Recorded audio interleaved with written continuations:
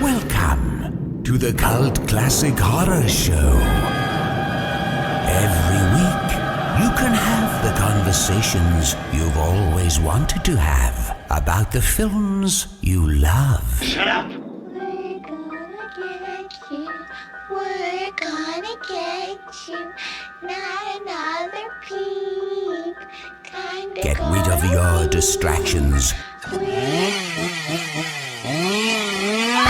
prepare yourself. Then lock your door. 5, 6, gonna crucifix. You got a big surprise coming to you. You're not going anywhere.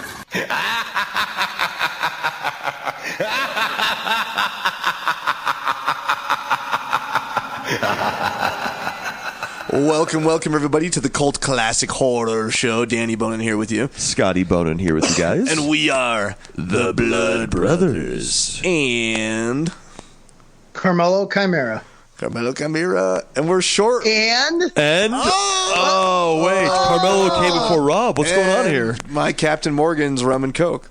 Rob is not with us today, you guys. He got too late for him. Got a little late. We're recording really late tonight.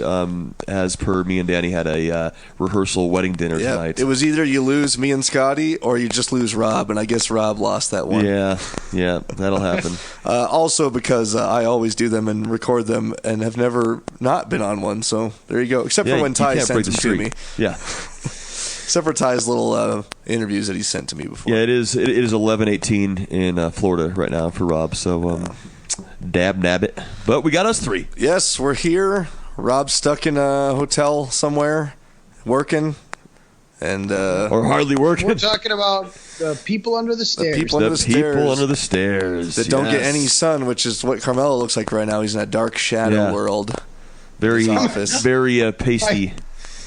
My first order of business when I have my free time back is I'm going to get a freaking light for this podcast. I just put one up over here, so if my right side of my face looks shinier, I got a new light. Those you guys listening on the podcast apps don't give a fuck at all. But if you check us out on YouTube, we're now pretty much recording video for all the episodes.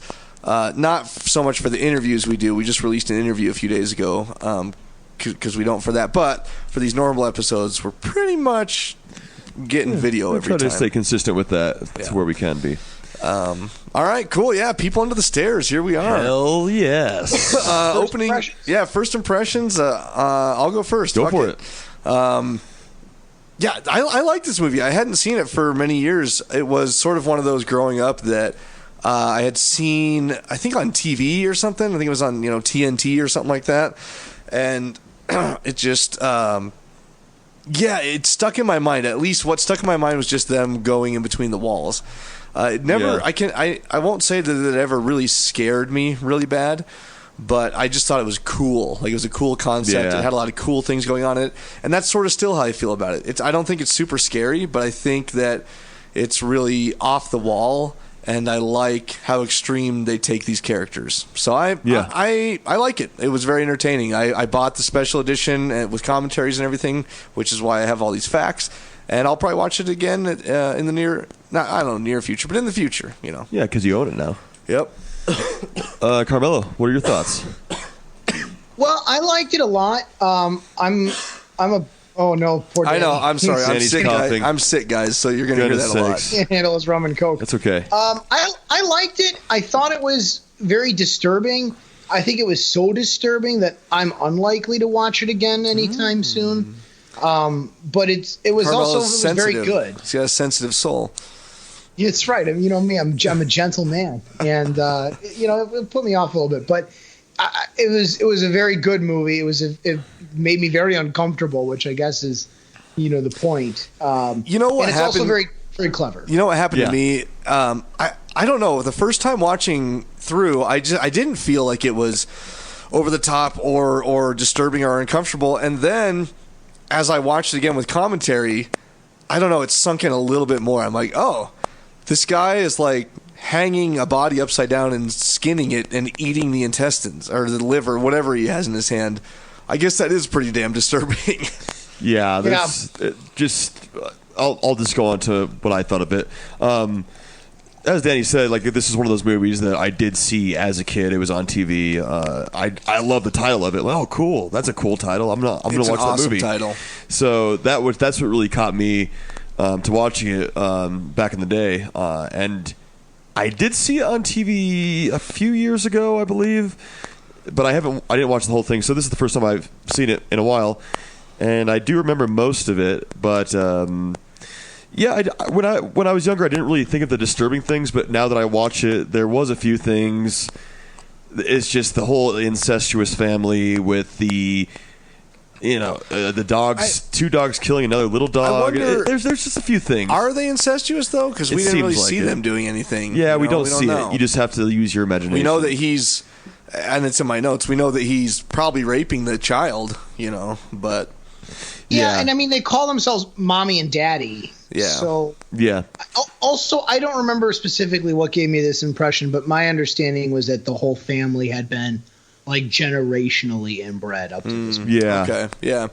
Yeah, but overall, also the gimp costume, right? It's like that's a sexual. Mm-hmm. Yeah, that's a sexual. That's how he gets into his. That's how he gets into it. You appreciate my medieval times cup, Carmelo?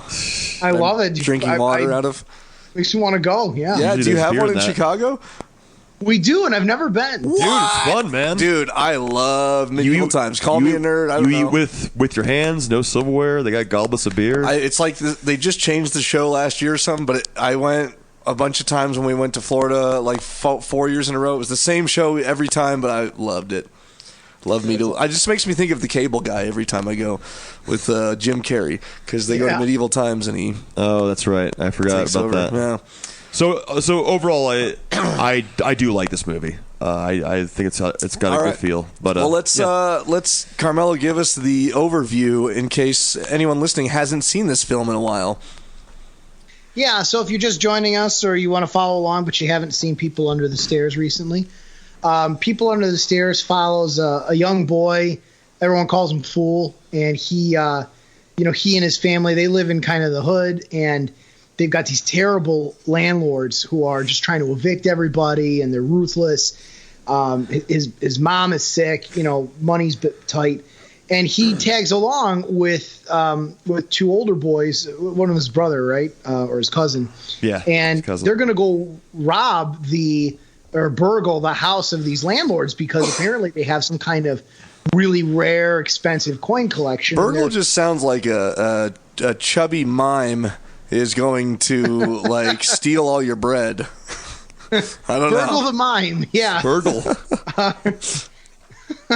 So in any case, they go to burgle this house, and they Look at my nose. They end up losing one of their own inside, so they Fool and his cousin follow him inside and find he's been murdered. The landlords turn out to be this super weird couple, mom and dad they call themselves, but they're actually, come to find out, brother and sister in this kind of weird thing that you just heard us debating. Not only that, Fool becomes stuck inside the house where he learns that they're keeping their daughter, Alice, prisoner. Not only is Alice their prisoner, there are these people living in the walls and living in the house. And Fool is trying to stay one step ahead of mom and dad and their vicious Rottweiler, only to learn that, all of these children, these people under the stairs are just kids that have been kidnapped, just like Alice. And whenever they speak evil, hear evil, or see evil, or any of that crazy biblical stuff, they get thrown in the basement and they have to resort to cannibalism, and they haven't seen sunlight in generations. And Fool's able to escape, but not without Alice. So he returns and he brings a mob of the townspeople with him to try and expose these people. And ultimately they're able to he's able to free Alice. Mom is murdered or is killed by Alice, and Fool blows up their treasure and spreads all this money to the neighborhood, killing dad in the process. And the people under the stairs that you're kind of go into the movie thinking are the feature villains are not at all, and instead actually they are themselves the victims, and they escape out into the night. and we don't know what happens to them. They just run free. Yeah, one's not working knowing what to do. One's working at the supermarket, bagging groceries. One's giving Most of them got jobs at Chimera's Comics. Yes. That's you got them off the street. One's giving hand jobs at Denny's. They're very in character at all times. All right, Rob is absent, but he was kind enough to send over his rundown. He sent the rundown, so he watched the movie, which Scotty is going to attempt to run through. He told me, or what did he say? He said, "I will entrust the rundown to Scotty."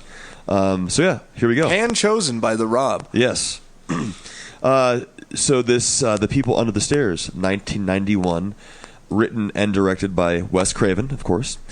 Here we go. We have rich, incestuous landlords, inner-city voodoo priestess, a foo, a sick mother, Ving Rhames in dashiki. That's Rhames. Rhames in dashiki. Overuse of daddy. Everett McGill uses the N-word with hard R. Pasty, tongueless wall mutant. Death by supernatural aging. People under the stairs. Lines like, a man ain't dead just because he's laying on the floor. Loudest cat burglars of all time. Dog puppets. Gimp suit chase scene. Grandpa Booker, antique coin expert. And local folklore historian. A brother and sister love couple child abuser ring gets taken down. Grandma gets her operation. And we release about 50 pasty zombie mutant people onto the streets with a very, very happy ending. So that's the rundown. Ty's guns for the movie are a Desert Eagle .50 AE, Remington 870 12-gauge shotgun as well.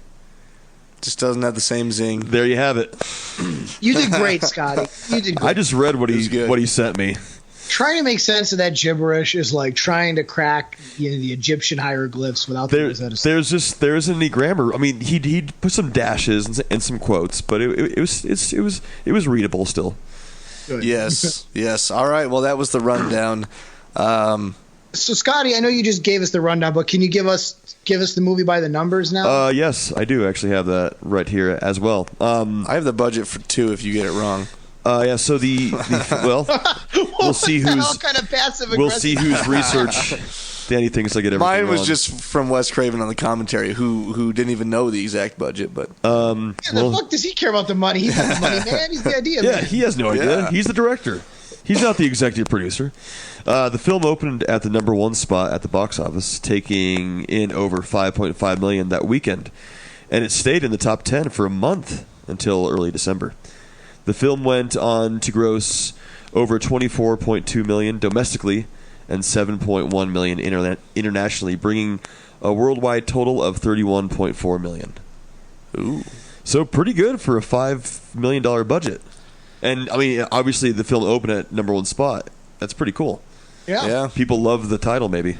Craven did say $5 to $6 million was the budget. Didn't remember 5.5 exactly. million. So I was right.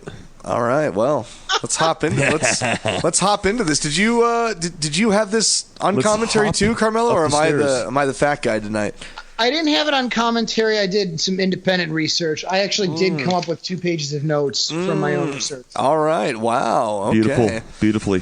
Carmelo, with the help of my job. wife, she took care of a bunch of these for me. Actually. Nice. Oh, research assistant Christine in the house. Heck yeah. Yeah.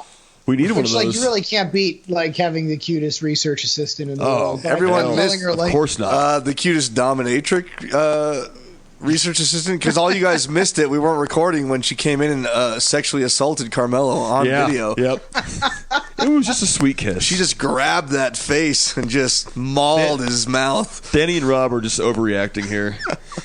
Rob sent me a message afterward and called it a wicked power move. That's what it was. He's mine, not yours. No, just joking. All right, well, I'll start with my notes, and Carmelo has notes too. So let's just get into this, baby. We all have notes. Let's get into it like a lubed up nodes. Just silver bullet. Just slide right in there. Just tap the Rockies. Yes. All right. So there were a couple scenes they're cut out. There are more than a couple scenes cut out, but a couple early on scenes / openings. I was confused because Wes Craven said, "Oh, we had this opening where our first scene where they were going to be in an art exhibit, some kind of art exhibit. And then I don't know if they were robbing the art exhibit or they escaped into there after robbing a liquor store, but in the art exhibit, and then it would be these exhibits where they would be able to crawl into, but then get sort of lost in. And he thought that would be a cool scene, but then they never even filmed it actually, and never used it. It's like a different movie. Yeah, it really does. Yeah. What's more likely, and what Wes Craven also says in the commentary, is that they did have a different opening where Fool was helping Ving Rhames and Spencer, I think, rob a liquor store, and somehow it ended up that Fool got locked in and pretty much had to finish the robbery himself by getting in and out of like a small compartment, sort of like he goes around in the house and the compartments and these small passageways. So it was a foreshadowing of that. So, and then I think that he had the cops showing up and Fool was the only one there, and then had him having to deal with cops and all that. So he planned on it, then they never shot it, I don't think they shot any of it. They let it go. But that could have been a different opening that they had. Yeah. Interesting. Yeah, so this was put out by Alive Films. Wes Craven had a 2-film deal with them. The first film he did with them was Shocker. So obviously he did that right before this. Yeah, we just talked about Shocker. Yeah. So he had done Shocker with Alive. This was his second contractual obligation with them. But actually he said these 2 films were the first time that he had director's cut on the final, and which means that he had the final cut, not director's cut. He had the final cut. So that just means that he had the final edit. No one came in after him. And I know you guys know this, but no one came in after him and chopped some things out or did whatever. Yeah, go ahead. I was going to say that's interesting because at the time of his death, Craven was working on a remake of this, in the form of a show. I did see that. A show? Like a series? Yeah. So first he was going to remake this as a movie, and then it was going to be a series for Sci-Fi, and that's ouch. Ooh, Sci-Fi. Yeah. Well, Sci-Fi is like everybody else trying to get into the original content game. Yeah. So I think maybe it might be a different era for Sci-Fi stuff. But also, this and Shocker were the 2 he wanted to remake. And at first I was surprised to hear that he had so much control, because you'd think, he resented these movies and he wished he had a second crack at them because of some interference. But maybe it's more like, we're our own worst critics as creators, and he had final cut on these, so he took it extra hard if it wasn't perfect. That could be what it is. And this is a well-liked movie. This isn't like a movie that begged for a remake either. So it sounds like maybe Craven was harder on it than any of us ever has. Sure. Yeah, well, he even talked about just in the writing process, he had more creative freedom than on any other project he had done before this anyways. I don't know after this how much control he had on anything, but up until this point, it was sort of a new part of his career, he was saying, that he was able to have this much freedom. It was exciting for him. I talked about the liquor store. This whole sort of idea of People Under the Stairs came to him in dream form while he was staying at a hotel in Brussels for a film festival. He said he woke up at 4 a.m., frantically started outlining, and had this whole thing in his head, and said he had dreamt it all up, basically. Had created this outline, went back to bed, came back to it later and was able to fill in the outline and basically write this whole script, because it is written by Wes Craven as well. And there were some other things that lent to that. So it's later in my notes, but it's worth mentioning now that the whole idea of at least Alice being sort of stuck in there and she's never seen the outside world. Wes Craven said that he was living in Santa Monica at the time where he was sort of thinking up the script for this, and out of their local gazette or little local publication, there was an article about the cops basically raiding. Well, I should start a little bit earlier because it all has to do with characters in the movie. The article is about how there was a nice neighborhood. There was a house that the neighbor had basically asked the other neighbor, hey, can you just sort of neighborhood watch? We'll exchange. When you're not home, I'll sort of keep an eye out on your house, and when we're not home and we're at work, just keep an eye out. And so I guess one day the neighbor was sort of keeping an eye out and saw two African American men like breaking into the house. Called the cops and everything. The cops came out and went inside the house. I guess the guys weren't there anymore, but what they did find was they heard some noise behind a wall panel. They busted open the wall panel, and there were two children, I think a boy and a girl, somewhere aged like 5 to 10, just back there that had literally never seen the light of day, couldn't even speak English. They didn't know any languages besides the language they made up between themselves to communicate. Oh my God! So they were just locked in there, and they were just locked in there since birth. And I guess this was an actual thing that happened in this Santa Monica neighborhood at that time. And so Wes Craven obviously took, first of all, the robbery thing, and then also the fact that Alice hasn't seen the light of day. Obviously, she can speak and everything. So these burglars unintentionally led the police to the locked. Yeah, I don't know if they like found some shit and then took off or what, but the police coming there, meant that they found these two children behind this wall. Those children. Maybe there were never burglars to begin with. Yeah. And, maybe they were angels. And the neighbor in the outfield maybe thought something was going on and. Right.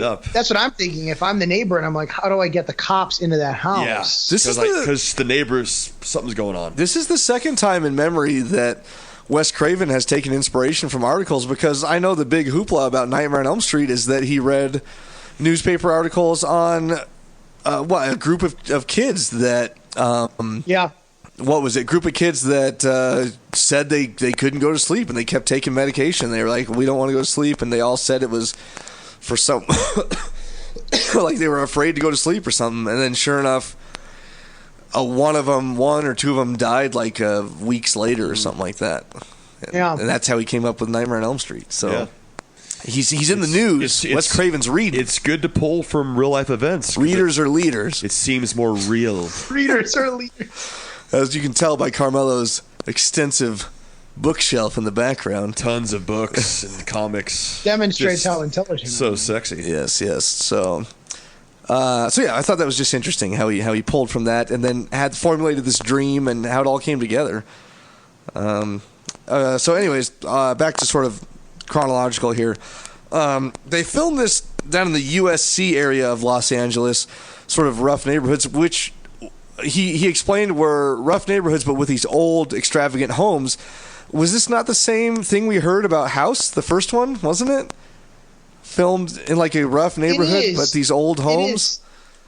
But, so yeah, that's exactly right. And it's, as I did some research on this, I learned that these houses we see in movies, there's not as many of them as you think there are. And they're all dressed to look different, but they use the same couple of houses, many of which have names. This had a name, and I forget to write it down. Oh, really? Apparently, this house was used in Rob Zombie's Halloween. So, yeah. Oh, shit. I didn't know that. Yeah.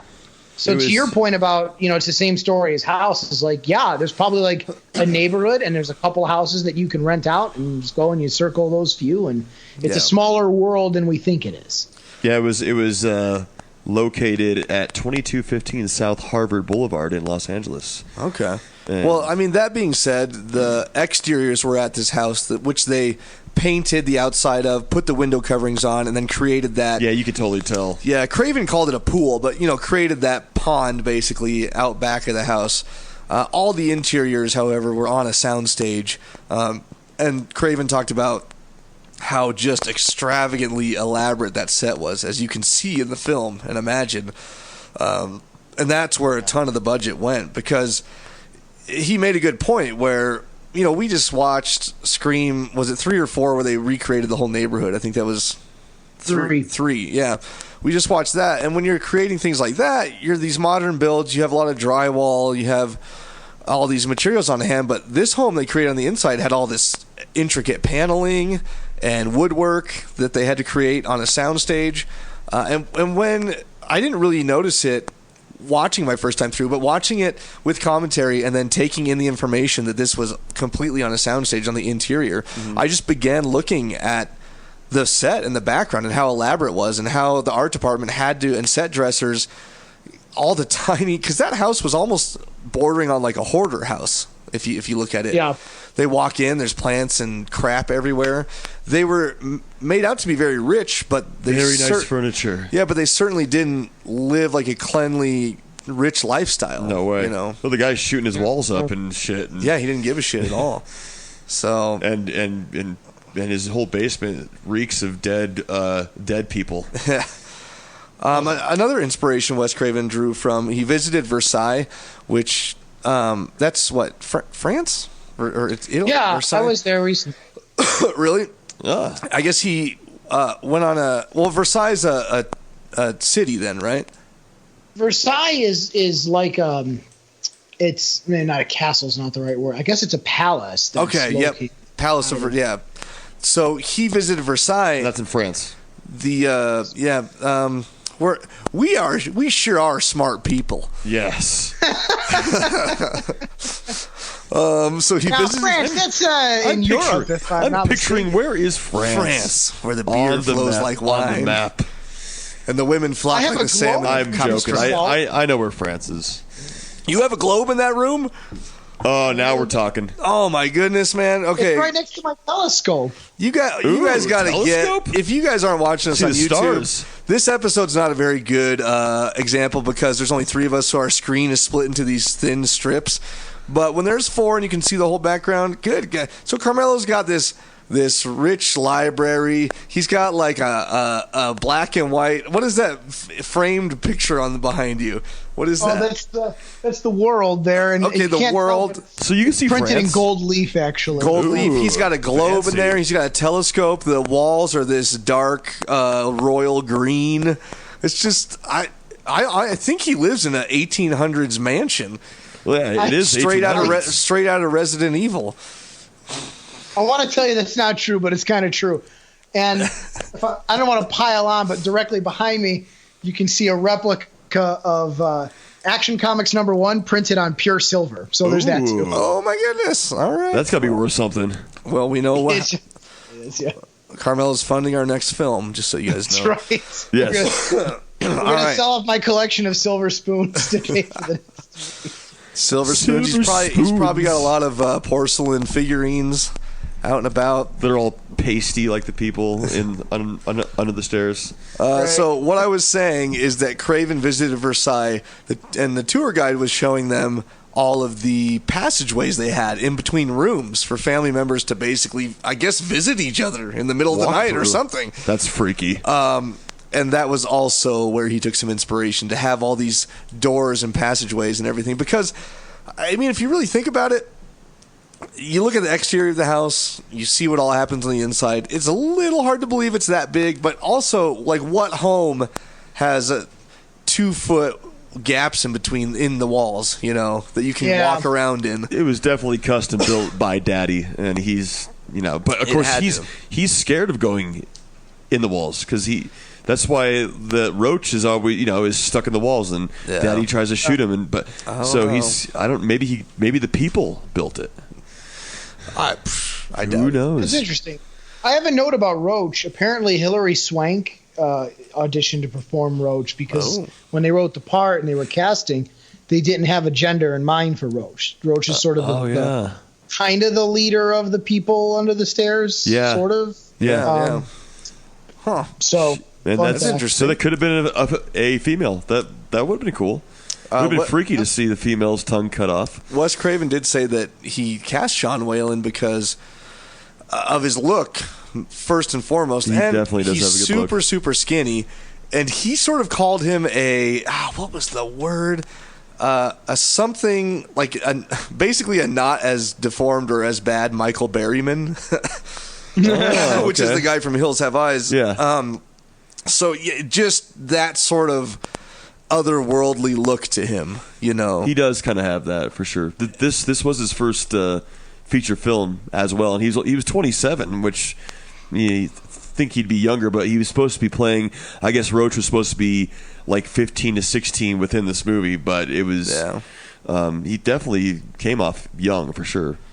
And speaking of casting, Brandon played Fool? Brandon Williams. Brandon Quinton. What is it? Brandon Quinton. Brandon. Oh yeah, Quentin. Brandon Quinton Adams. Okay. Wes said that he mainly cast him. He had great movement. Said he grew up around dancing, and which is strange, but he said he had great movement. was able to run around, and I don't want to call it acrobatic, but just had good movement and a good energy. Well, I recognize him from the Sandlot. He's part of the crew. That's and right. He's in Mighty Ducks too. That's right. I didn't know about Mighty Ducks. I had him in Sandlot. Yeah. I have another casting note here. I don't know if you guys are fans of Twin Peaks or not. Yeah. I know what you're about to say. Yeah, so Everett McGill and Wendy Roby, who play mom and dad in here, play a couple on Twin Peaks. Where she's got like an eye patch and she's got super strength and That's right. amnesia for the series. And Everett McGill is like one of the good old boys and he's having an affair. But I guess Wes Craven was a fan of Twin Peaks and he saw them as a couple on there and thought of them. He's like, I want them as mommy and daddy. I watched an interview with the girl. What the fuck? Wendy Roby. Wendy Roby. Yeah. She said that she got called in to audition, and she went in. She was I great. don't know if she went in or if she was talking to the casting director or her agent, but basically went in and then got to talking about Everett, and then she said something. It was either her. I don't know who brought it up first. Someone said, "Oh, he should come in," and she was like, "Well, he's in town. Like, we're wrapping this up, or we're gearing up for the second season, and he's in town. I'll just tell him to come over." And then he did, and then they both booked it. Yeah, they were both great. She had just that bitchy, pointy nose look, and Everett McGill, he's just crazy. They were amazing, and Wes Craven admitted that he was a little bit worried about doing it. He didn't want people to think he was like making some kind of, ooh, look at my casting decision because they're a couple in Twin Peaks, which wasn't the case at all. They were the most perfect people for the part. So, yeah, and it was funny because when I first watched People Under the Stairs, and the first time I saw it was relatively recently, it was within the last year, and I had also been marathoning Twin Peaks, which I had never. I'd seen it, but I'd never I haven't been through the whole thing. I watched season 1 and some of season 2. Yeah, I haven't been through it all. It is not easy to get through. It's difficult to get slow, through. Slow and weird, and slow. it's got so much good stuff in there that you don't want to give up on it. Yeah, and then it just goes off on these weird tangents, and you're like, why am I doing this? What happened? But yeah, so I watched People Under the Stairs to take a break from Twin Peaks. And then I see the two of them in it, and I'm like, motherfucker. You're like, all right. Holy shit. I just heard People Under the Stairs. Speaking of motherfuckers, yeah, we were just speaking of goodness sakes, that means it's time for the horror halftime. This week's horror halftime is brought to you by Iconic Canvas. Do you have a lot of empty space on your wall, or do you have that perfect image that you would like to create into a multi-panel canvas or a single canvas and throw it up on your wall? Well, if so, Iconic Canvas has the perfect solution for you. Check them out at iconiccanvas.net. All canvases are stretched over wood frames with solid wood backing and are ready to hang upon arrival. Each canvas is handmade with care right when you order it and inspected for quality before shipment. They use the latest technology in HD printing to bring you the most vibrant, eye-catching canvas possible.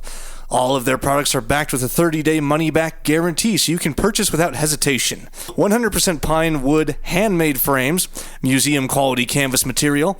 It also comes with coated metal hooks on the back, so you can hang those, although I actually recommend hanging them with command strips. Money plug for command strips. They didn't even ask me. What do you know? Reinforced backing on all prints so that your prints never sag. Never. They have hundreds of 5-star reviews. Check them out at iconiccanvas.net. But you can browse their selection of pre-made designs, all the way from abstract art involving movies, horror movies. Check out their horror section. I like it. Just search film or click on their film category and you'll see plenty of goodies in there. Landscape photography, shots of space. Who doesn't want to see images of fucking outer space? All the way to landmarks, animals, you name it, they have it on a canvas. And if they don't have it on a canvas, you can create your own canvas set. Simply upload any image you would like to use, as long as it's large enough, and they will turn it into your very own custom canvas set. Use the code CCH during checkout to get 15% off your order. That's the letters CCH. Use that during checkout at iconiccanvas.net to get 15% off your order. All right, Baby cakes. We do have a horror freak of the week. Do we? This week? Well, yeah, we're going to try to have one every week, as always. Our horror freak of the week is Kyle Trombley. Ooh. Kyle Trombley. KT. Yes. KT. Kyle Trombley. I loved it. Me and Carmelo. We sort of liked your Carmelo Scotti homoerotica meme there. You know, we didn't have issues with it like Patrick's meme, where some of these people apparently could not tell that it was a intentional bad Photoshop job of putting Courtney Cox's face on a woman bodybuilder, but very veiny woman body. You know, so Kyle, you know, you made it nice and very apparent, or what am I trying to say? Obvious that it was a Photoshop job. Yes. Oh, yes. Oh, I assumed that was. I don't have actually abs like like a paparazzi photo because Scotty and I really did that. So. Yeah, exactly. Because me and Carmelo are cut, man. I do want to acknowledge that. What was Paul Allen Hobby. Is it really Paul Allen? Yeah. Paul Allen. No, it's not Paul Allen. Isn't it Allen Paul? What was it? It's Paul Allen. Paul Allen, like American Psycho. I'm pretty sure. All right. Well, you are a newcomer that submitted your first meme. However, I'm not going to give it to you because it wasn't funny, and all you did was criticize us for not connecting Ghostface to some children's character. I'm a little bitter about it. Why the fuck would I watch Powerpuff Girls? Yeah, Danny wants you to know he's very masculine. He has both testicles. I'm over it. He's over. But thanks for submitting anyways. Thank you. Please submit next week. Please submit next week. Please submit next week. I'll happily send you a T-shirt. Yes. And if you can get the same reaction out of Danny 2 weeks in a row, we will absolutely. Yes. Danny, what is the horror freak of the week? Can you tell our so those of you who are listening possibly for the first time ever, each and every horror halftime we award a horror freak of the week. The horror freak of the week will get free stuff from us, usually a T-shirt or some stickers. And all you have to do to participate is submit a meme, a custom meme that you have created that has to do with last week's episode. And you can submit that anywhere on social media. The best place to submit it is in our Facebook group with the hashtag horror halftime. But really, you can post it on Instagram, on Twitter, anywhere. Just tag us at Cult Classic Horror or at CC Horror on Twitter and use the hashtag horror halftime to be entered to win. And if we like your meme the best, you will be the horror freak of the week. So yes, I couldn't have said that better myself. Beautiful. I'm trying to. I'm trying to tighten it up. You know, we're getting there. It's good. It's really good. Yeah. I like it nice and tight, Danny. So, I know you love it tight. You know, the tighter nice you can get it, Frank. Yes, tight. I'm gonna stop right there. Just yeah. Like, I do want to. Usually, you know, we do most all our announcements at the end, but I just want to reiterate, or not even reiterate. Just it's so important. We want to talk about Patreon. It's been totally redone. It's pretty much finished. We're in the process of uploading all of our episodes into the Patreon RSS feed. Because in just a little bit here, we are only going to have about 50 episodes available at any given moment for free. All the newest 50 episodes will always be available. Then if you want our back catalog of episodes, you'll just have to become a patron. And then you'll have access to all 200 and, what are we on, 26 now or something? So yeah. And they'll all be ad free too. So you'll notice that this is the second episode where we've started doing ads. They'll always be ad free in Patreon, so that's another perk for supporting us there. And the back catalog I'm excited about. I was a little iffy about it at first. I know some of you guys, some of the elites, are going to be like, "What the fuck are they doing that for?" But it's actually I was like that at first, but now I'm a little excited because I'm not always so proud of some of the old episodes, and so this allows newcomers coming in to hear the better shit, what I believe is some of the better shit, once we've got this format down to a T. And then what it also does is, what I think it will do is allow us to more easily revisit some of those episodes as the core four that we are now. You know, a lot of the very popular mainstream classics, Scotty and I covered. And I think it would be interesting to go back and have all four of us cover those same films. So, it'll just, I think it lends itself to that more if those episodes are hidden from half the people listening to us, or more than half. So yeah. And it's cool when you think about it. There's 170 something episodes in there. That's like, oh my God, it's months and months of man hours in those episodes. It's it's and you can have them for $5 a month. Yeah. And we'll do the bonus. We have the bonus show called Classic Action if you're at that level too. Just as you can see, $5 gets you a lot of content. Yeah, as you can see, we're like, there's just no end to the bonuses you get in Patreon. So now that we've revamped it truly, so and I'm not even to the main announcement. The main one we wanted to talk about was that we're now, the voting system is going to be in place after tonight. So if you're a patron at the correct level, we will we'll send out a poll in Patreon. I think it's just if you're a patron, right, Carmelo? You don't have to be a certain level. Yeah, is it right? There's a certain patron level where you can like participate in the show, and one of the ways you participate is you vote on what we cover next. So we need your help this week. We did not decide on next week's movie. I think the four we're looking at are Slumber Party Massacre, The Creature from the Black Lagoon, going back to Universal monster movies, The Changeling, and Pieces. So those are the four we're trying to decide. And if you want to tell us what you want on the show, just head over to Patreon and back us at the correct level, and you can vote. I think we'll leave the poll open until Friday, so we have time to get the movie and watch it. And so you guys in the future, we'll have it more in advance. Yeah, so you guys who are already patrons at that level, then just tonight or probably tomorrow, by the time we get to it, you'll receive a notification that the poll is active, and you can go in and just vote which one you want us to cover. So, and then we'll decide.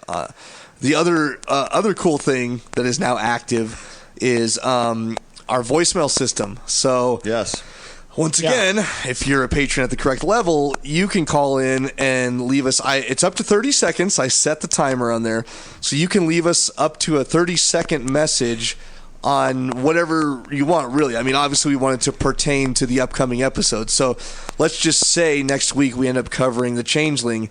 You could call in and leave a 30-second message containing your opinion on The Changeling. You could totally rip it to shreds in 20 seconds. You could praise it. You could say a couple little-known facts. You could tell a story of how The Changeling raped you as a child. Changed you. And please don't. Please don't share it like that. We're gonna air these voicemails. They're not for our entertainment. They got to be appropriate. And then we're gonna put them on the show. We'll air that voicemail live on the show, and we will then talk about it just a little bit.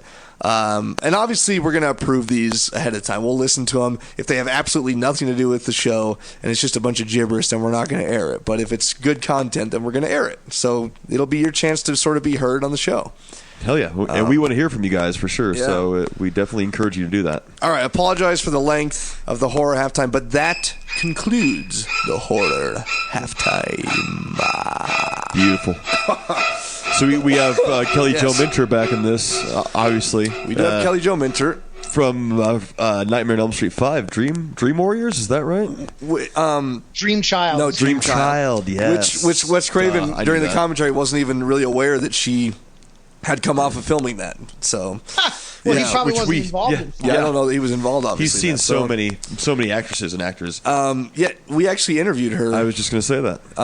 And actually, at this moment, you can catch it before we archive all those back catalog. And I believe we did talk about People Under the Stairs with her. We did. And she said just had a blast with this. Yeah, talked about it a bit, along with Nightmare on Elm Street. So you can check that out 5, after you after you get done listening to this.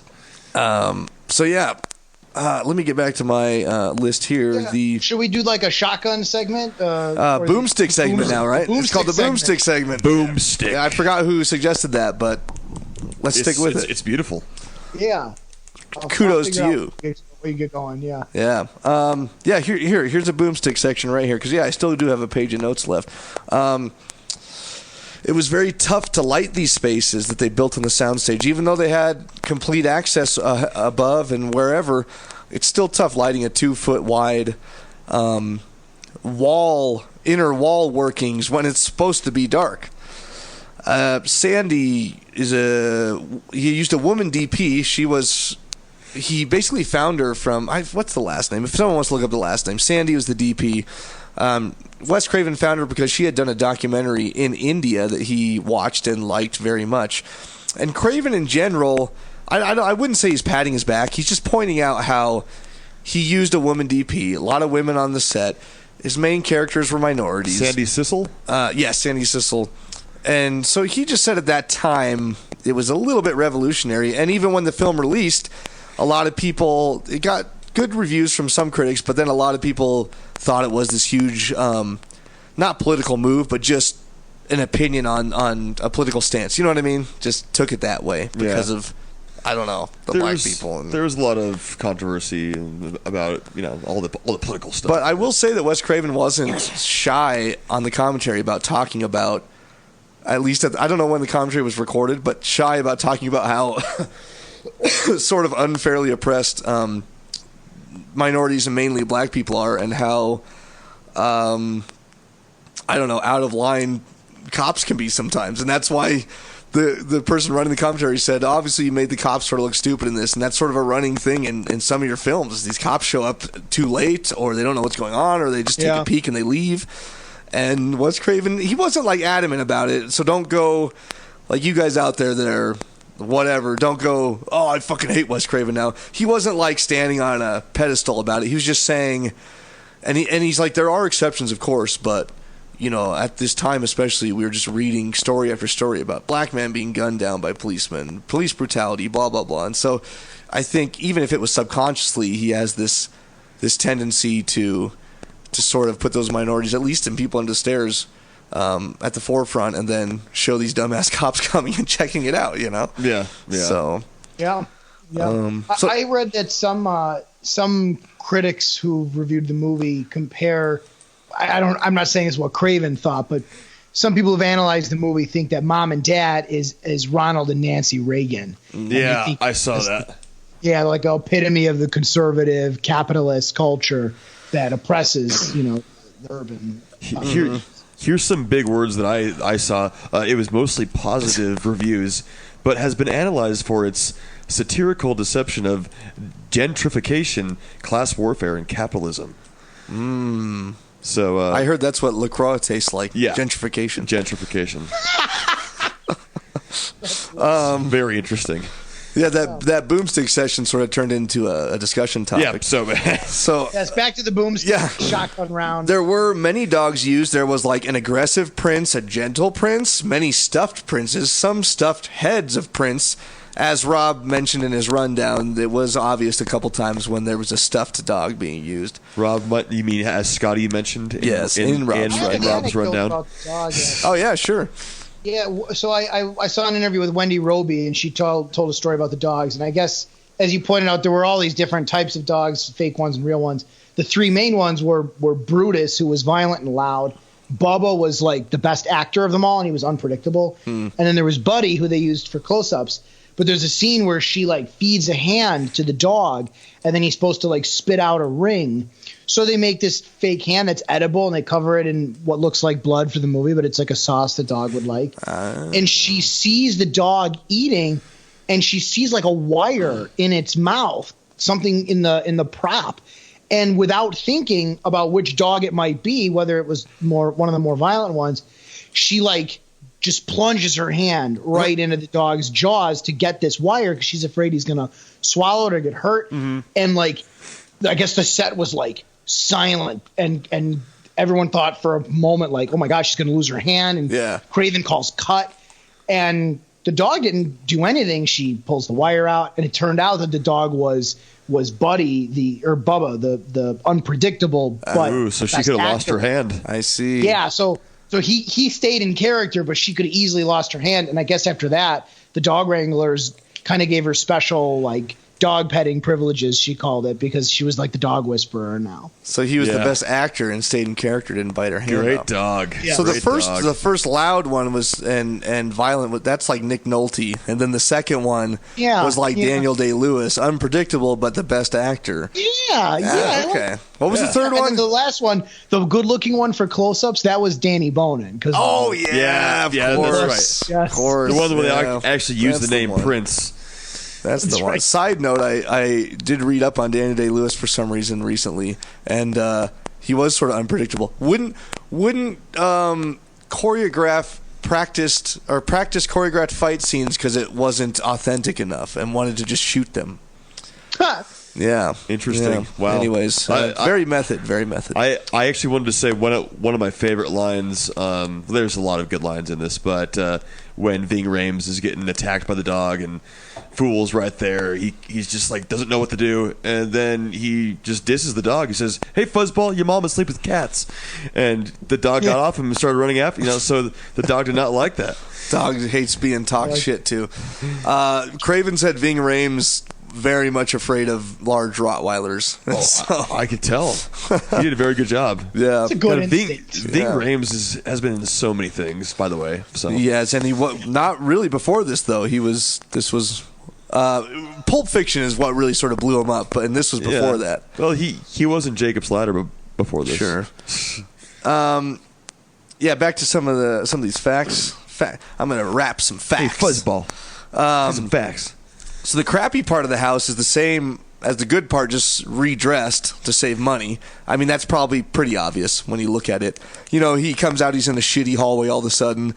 Then they're in a shitty bathroom when you saw that hallway all pristine and nice before. So Craven did say in the commentary that he very much had in mind this public side of the house and then the underbelly of the house, basically this darker side of the house. And he was trying to portray these night and day differences between them. You had the nice hallway, the nice stairwell, and then all of a sudden you had this really dusty, beat up hallway where he's shooting the guns and everything.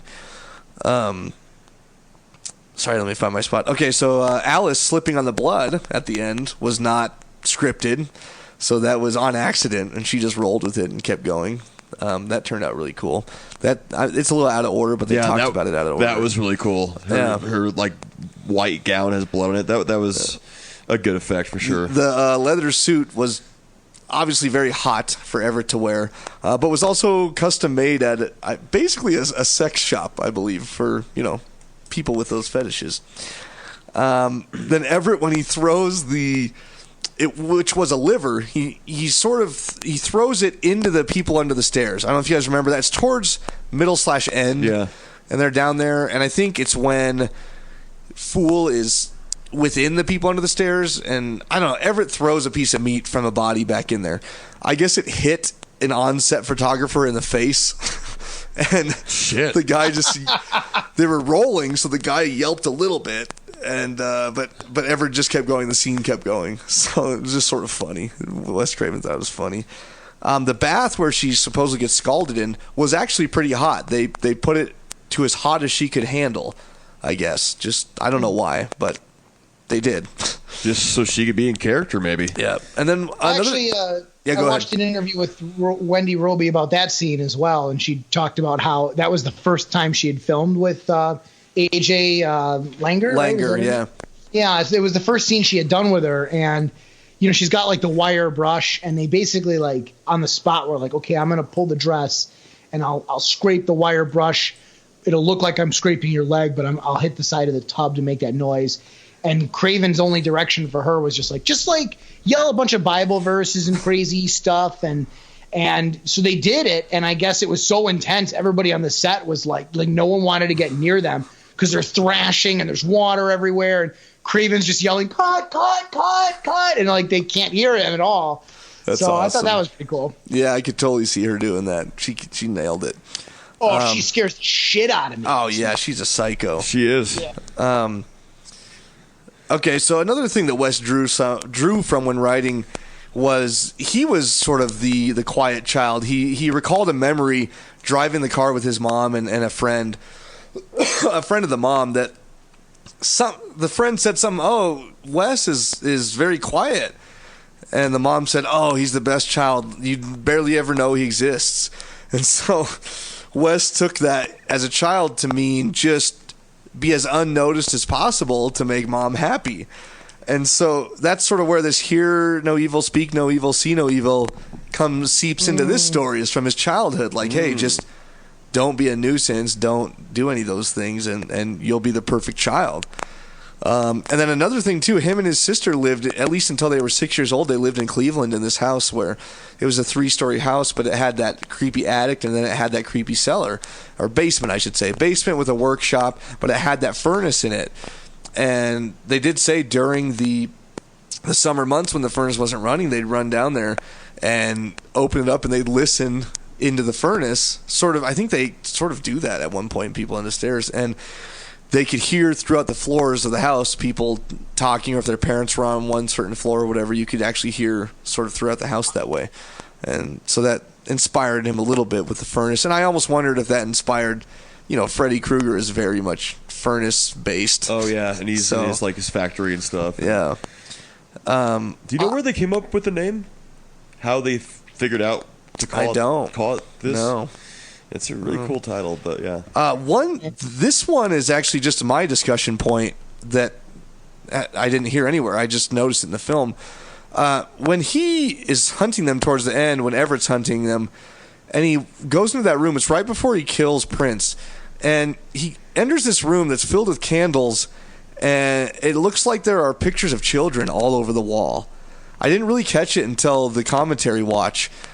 What the fuck is this? Is this some kind of shrine to kids that they've captured and killed? Well, yeah. Or is this a watch list for he like creeping on kids? Like, what is this room? I think it's all the boys that were babies that they kidnapped and are now living downstairs. It seemed like there were too many to be that. Maybe it was everyone they ever kidnapped ever, because they had obviously maybe killed a bunch too. I don't know. That's how they have to feed them. Weren't they cannibals too? Like, didn't some of them eat each other? So maybe. Yes, they did.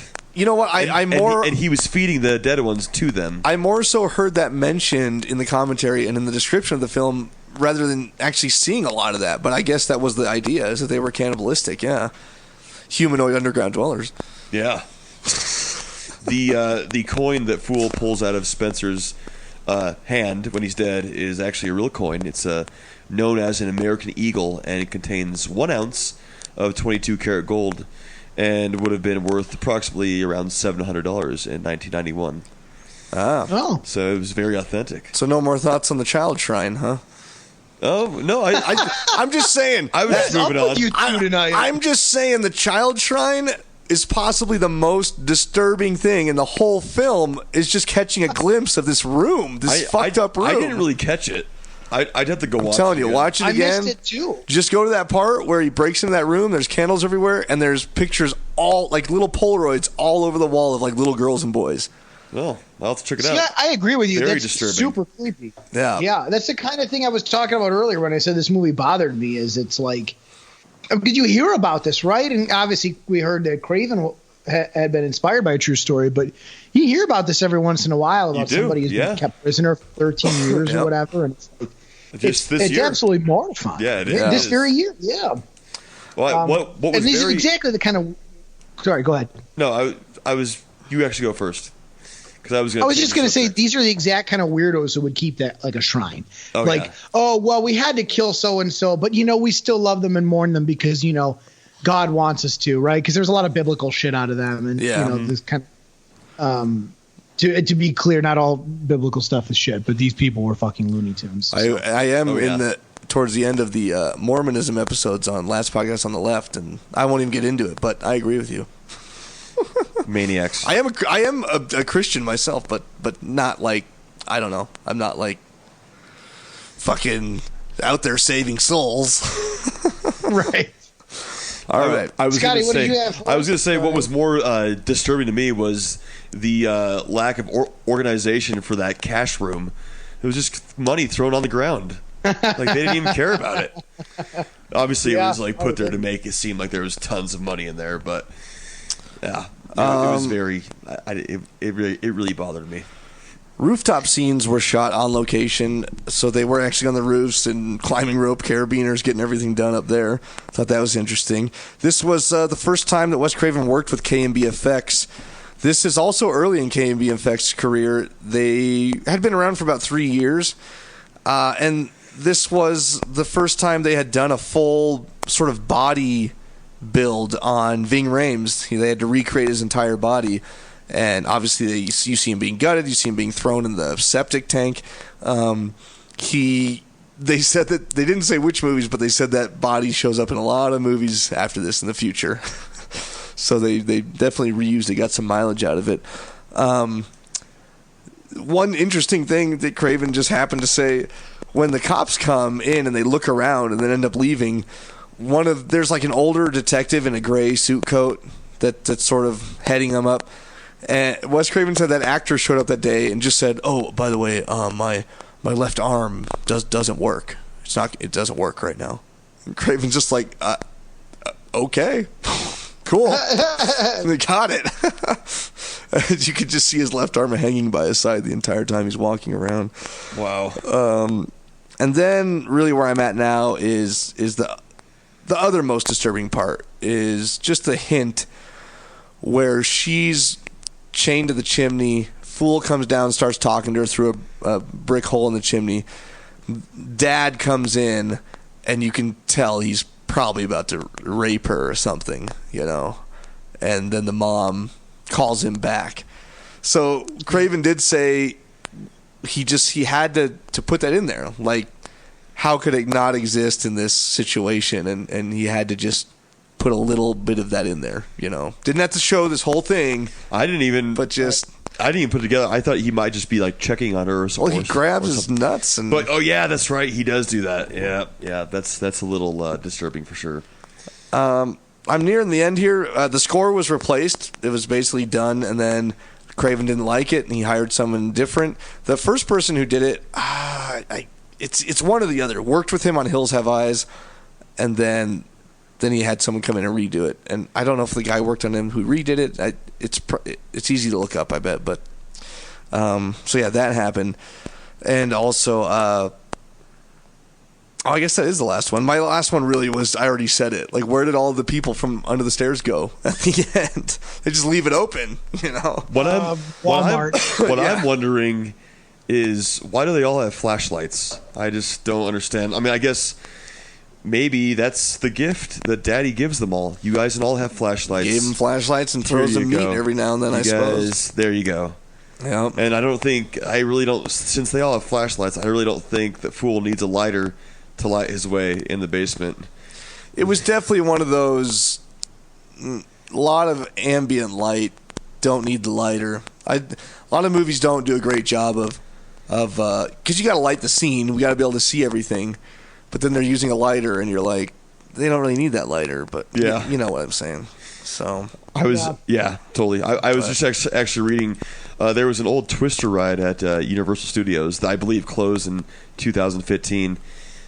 Scenes from this movie were shown on that ride, and I guess they weren't able to get listed on the show were movies like The Shining, Psycho, A Night of Horror, but I guess they couldn't get the rights to show that, so they played scenes from people under the stairs during that ride, so they needed a horror movie. So that's kind of cool. Yeah, it's like a scene where I don't know if you've been on the ride, but you're in like a gallery almost, and you're looking out at what looks to be like a scene of a drive-in theater in probably like in the American Southwest, and there's the big marquee. It's got the films that Scotty just described, and you can see the drive-in screen. Because I think that's a scene in the movie Twister. Yeah, you see The Shining on the screen. Yeah, you do. Yeah, and the screen gets like ripped apart or whatever, and like the ride has effect. It's not like just like a movie you're watching. The ride has effects where you like shake a little bit, you can see stuff flying, you can feel the wind, and that would be something cool. Explodes. It was really neat, and you actually I never knew. Yeah, I never knew that the people under the stairs was what was playing until just now. Wow, pretty cool. Well, that wraps me up. I don't know if I missed something, Carmelo, that you wanted to touch on.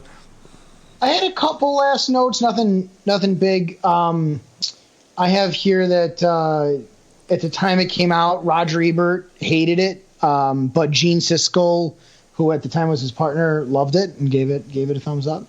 And even though Ebert didn't like it, he did compliment Wes Craven on it. I did think it was good. I have here that it was an influence for Jordan Peele's Get Out in 2017. Ooh. Yeah. All right. And I have it here that it was once featured in Universal's Halloween Horror Nights as a haunted house attraction. That would be Nice. cool. I would want to see that. I want to go and crawl through some walls and Yeah. get hands on me from the people under the stairs. That would be cool. That would be awesome. Wow. That's cool. all I got. Awesome. Yeah. I just want to leave someone with one last thought. Sometimes in is out. Think about that. Oh, Think about that. okay. That's what Alice says. Yeah. Wow. Cool, guys. Yeah, She learned that was that great. from Daddy. Yes. I don't know how that makes sense sexually, but It's go with it. It kind of does. Yeah.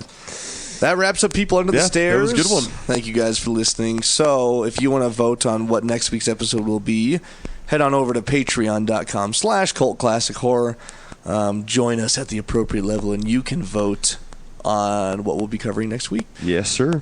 along with all that Yes, other crap ma'am. we talked about. Tons of it. Yeah, What but did you watch? Oh, yeah, duh. What did you watch? I almost forgot. forgot about the It's segment. getting late. Oh, I know. Goodness I gotta sakes. edit all this. Yeah. Woohoo. All right. Edit. Carmelo, what'd you watch? I went and saw Joker at the theater. yeah. Oh, I've been hearing What'd really you good think? things. I loved it. Really It was good. great.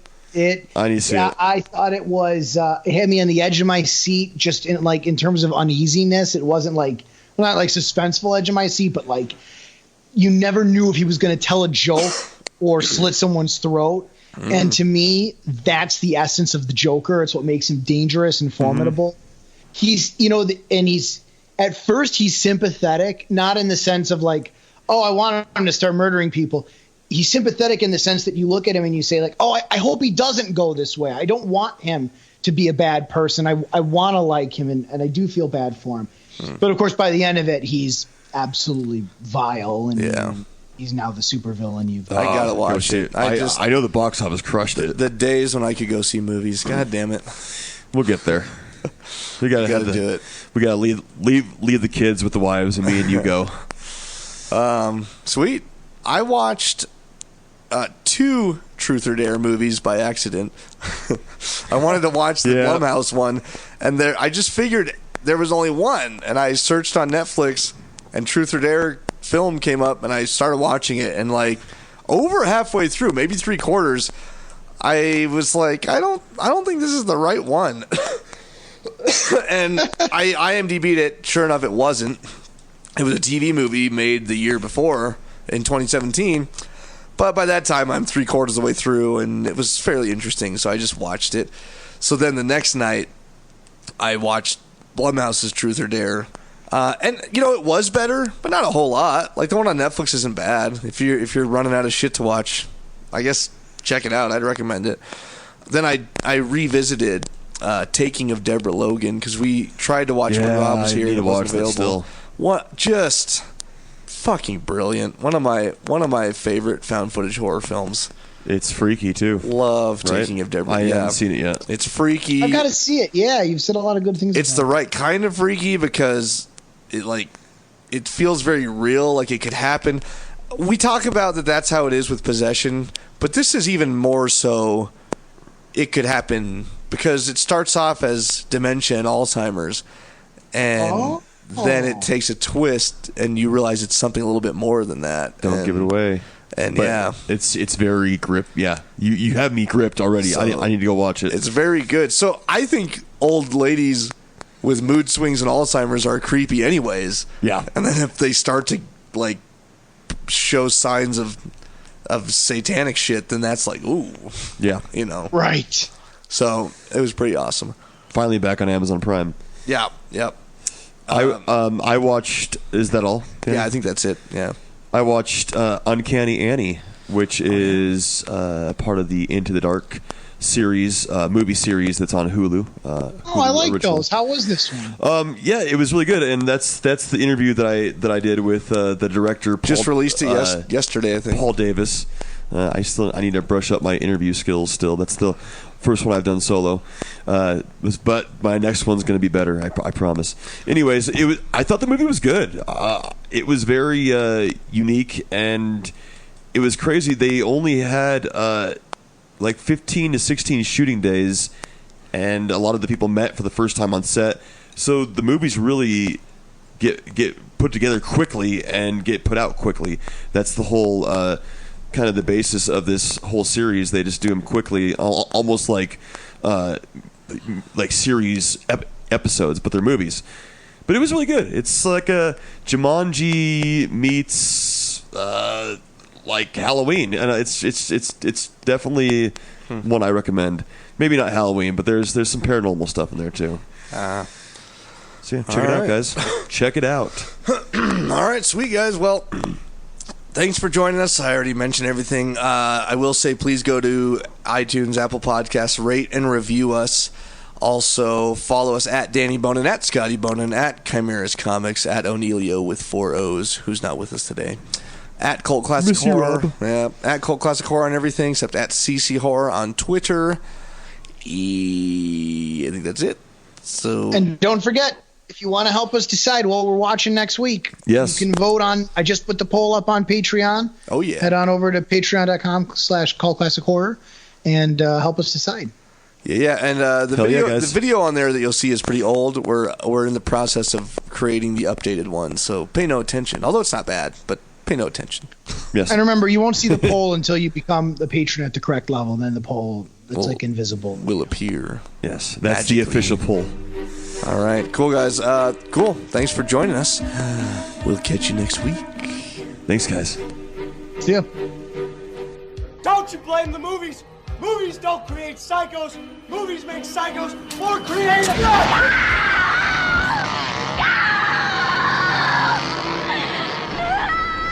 Oh, yes. There will be blood.